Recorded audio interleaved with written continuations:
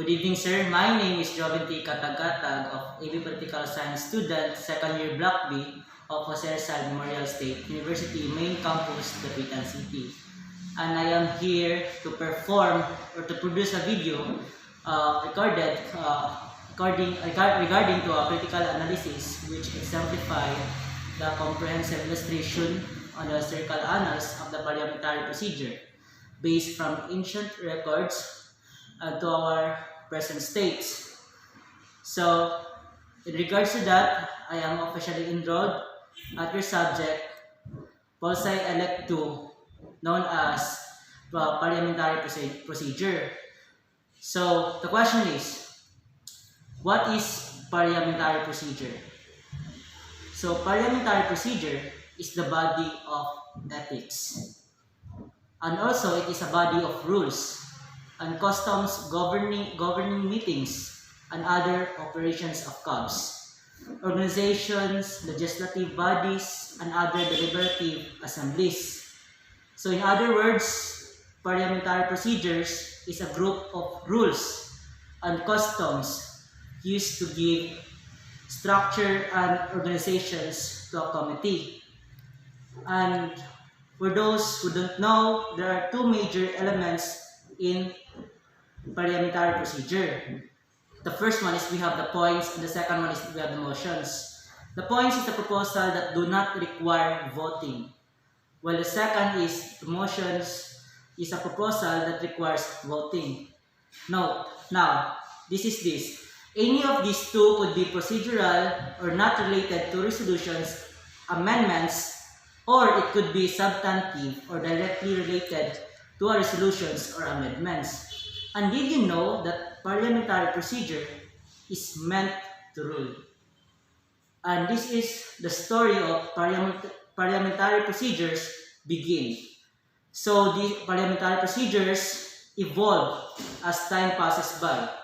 So just like what I said earlier, parliamentary procedure is meant to rule. And this rule evolved through a continuing process of development and precedent similar to that of common law.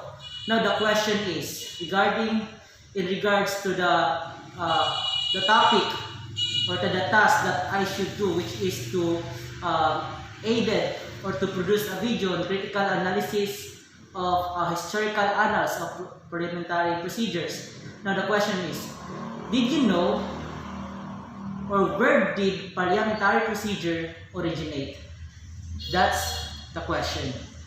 And did you know that parliamentary procedure can trace back to 750 BC in Greece?